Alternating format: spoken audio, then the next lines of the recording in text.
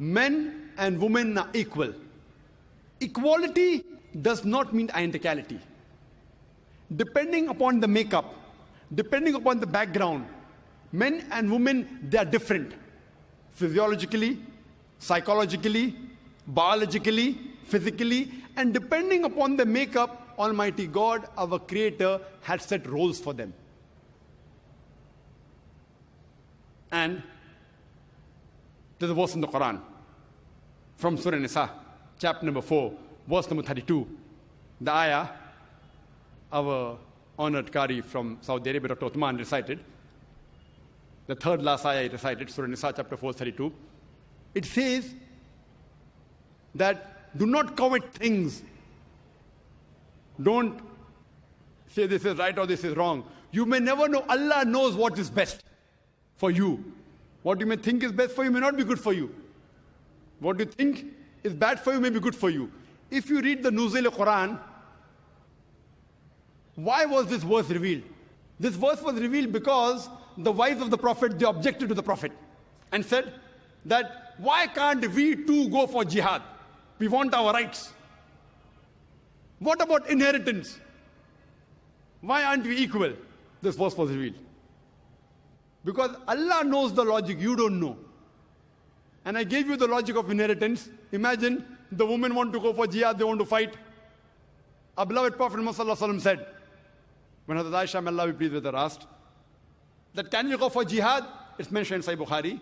The Prophet said, the best jihad for the woman, it is the perfect Hajj. Allah knows what is good for them. And those people who object to Islam and the Quran, they too know, but they don't want to admit. This Western world, this Western media, which are pointing fingers to Islam, I'm asking this media, the Western world, they too, if they say that Islam subjugates the women, they are bigger subjugators. I ask a simple question. That when you have sports, why do you have men and women taking part separately? In Olympics, for the 100 meters dash, why don't the men and women run together? Why? Why separate for men and separate for women? Why? When you have swimming, freestyle swimming, why men and women are separate? Why? They should have together. You know, when you have lawn tennis and badminton, men's badminton, women's badminton. Why? You know, you have mixed double. Mixed double means one man, one woman. Means one is superior, one is inferior. Mixed double? Why don't you have two men and two women against each other? You have one man, one woman in one team, other team, one man, one woman. Why don't you have two men in one team and two women in the other team if they're equal? Because the Western world knows that physically men and women are different. Why don't you go and tell the judges of Olympics, why are you subjugating the women? Why don't you let the women and men run together?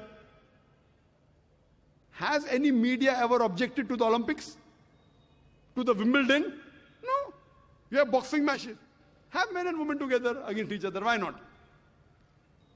See, when you appear for your examination, standard 10, men and women sit together. When you appear for graduation, men and women appear because they know, fine, where studies are concerned, men and women are equal. But where physical thing is concerned, they're different. You know, you have beauty contest. In beauty contest, you have female separate and male separate. Do you have together? Do you have any beauty contest we have seen the men and women taking part together? Have you seen any? Why? Because the beauty of a woman differs than the beauty of a man. So even the Western world knows that, but they don't want to admit it. So many a time, the competition, they are identical. Sometimes they aren't identical. So depending upon what field are they competing in, we decide. Oh, here, men, women are separate. Here, men, women are same. But who is better than our Creator? Who knows the human being better than our Creator? Allah subhanahu wa ta'ala. And He has mentioned in the Quran, His last and final revelation, where the women and men are identical, where they are different. Overall, men and women are equal, but they are not identical. And I would like to end my talk by giving a simple example to you. Suppose in a class, two students, A and B, both get 80 out of 100 in the examination and both come out first. When you examine the answer sheet, the 10 questions, each carrying 10 marks. When you examine the answer sheet, you come to know that student A got 9 out of 10 in answer number 1. Student B gets 7 out of 10 in answer number 1. So in answer number 1, student A has a degree of advantage over student B.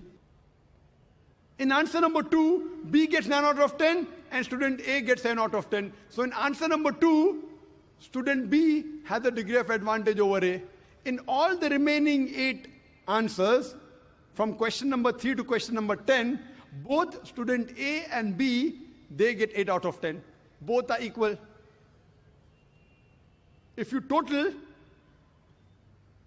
the aggregate is 80 out of 100, both are equal. But in answer number 1, student A has a degree of advantage. Answer number 2, student B has a degree of advantage. All the other answers, both are equal. So similarly in Islam, Allah subhanahu wa ta'ala knows where women are equal, they have equal role. Where they're identical. Wherever they're identical, they have identical role. In some aspects, the men have a degree of advantage. In some aspects, the women have a degree of advantage. For example, where it comes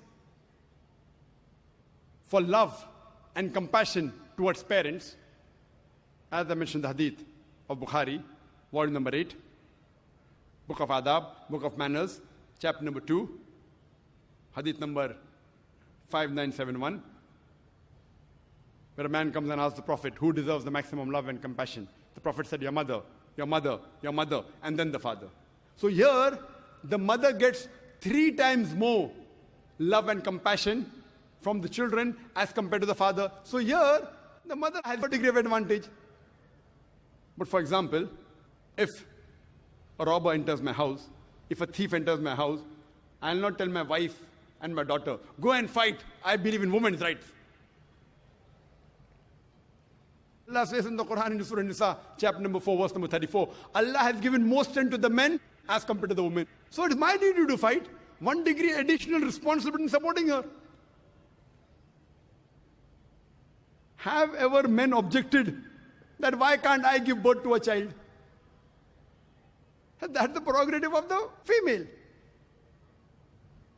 Why don't the men object that why can't I breastfeed the child?